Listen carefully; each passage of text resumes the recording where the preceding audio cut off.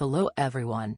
On this channel, I feel that information about what is happening in China is often not correctly conveyed to countries other than China, so I will be disseminating the information I have gathered in English. I'm getting information from multiple media, so I'd be happy if you could comment on the content of the video. Also, English is not my native language, so I use an AI speaker to create the voice to convey the information correctly. This time, I would like to first talk about the biggest bank embezzlement since the beginning of the Communist Party rule. This incident happened quite some time ago.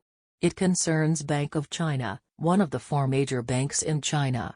From 1993 to 2000, several bank officials, including 3 former branch managers, embezzled the bank's own money or public funds held in it.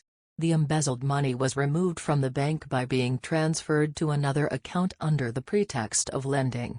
The amount is said to be about 4 billion yuan when converted to the renminbi exchange rate at the time.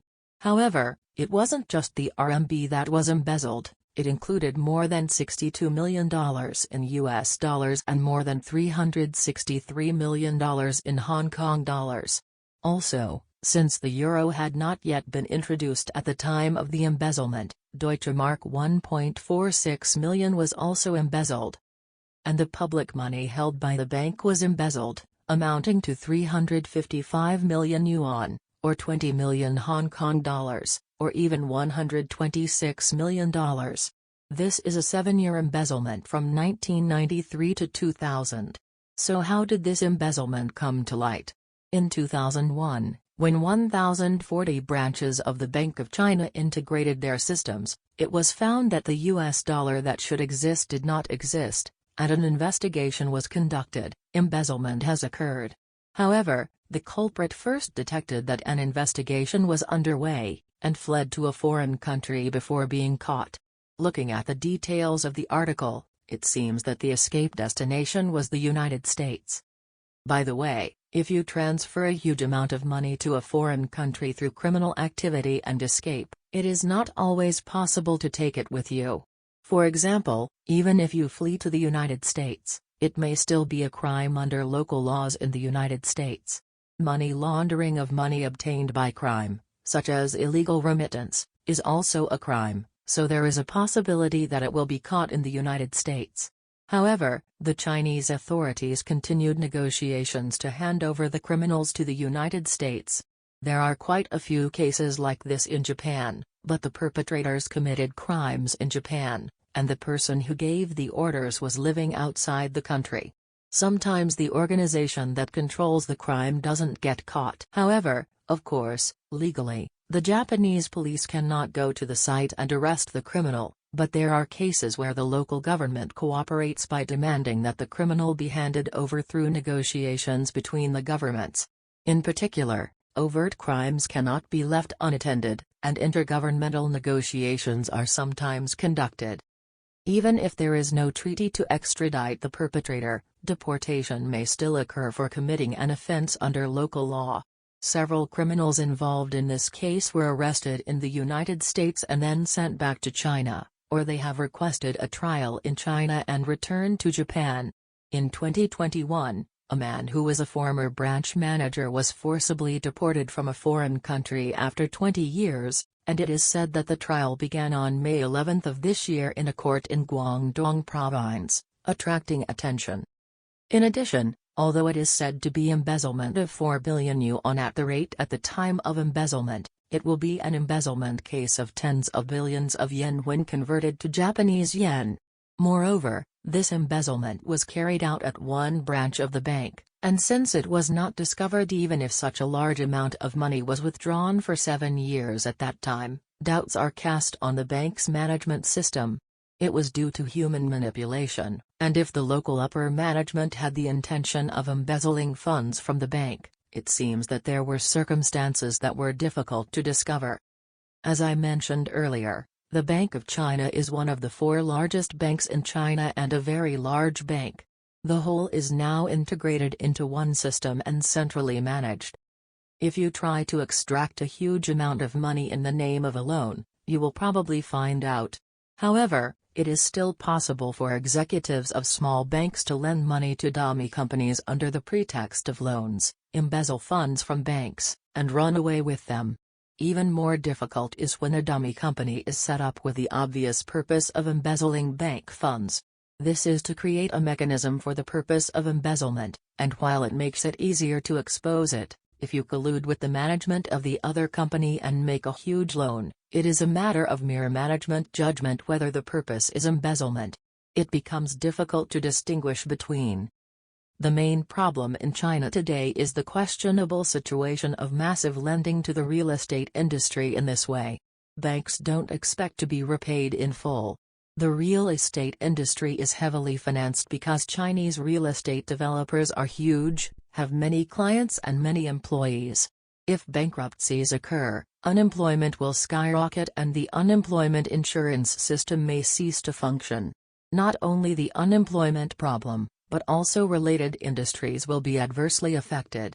For example, if you own a car, you may not be able to pay your car loan, or if you send your children to private school. The impact is so great that even though they know the future is doomed, China continues to pour money into the real estate industry to keep it alive.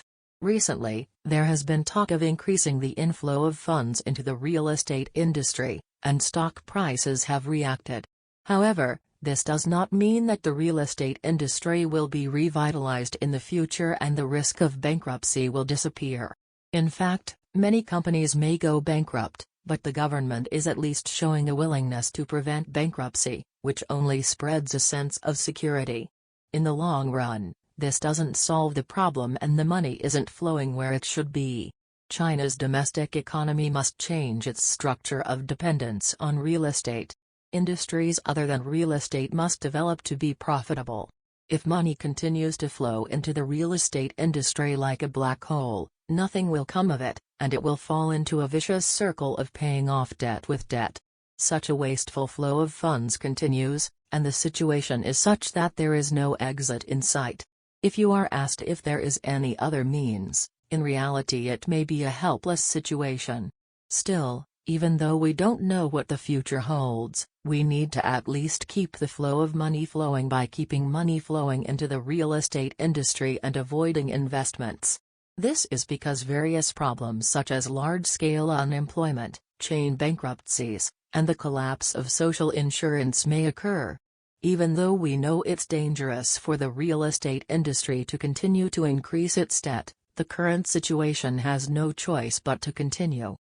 As an economic policy, it goes in the opposite direction, but it is not completely meaningless.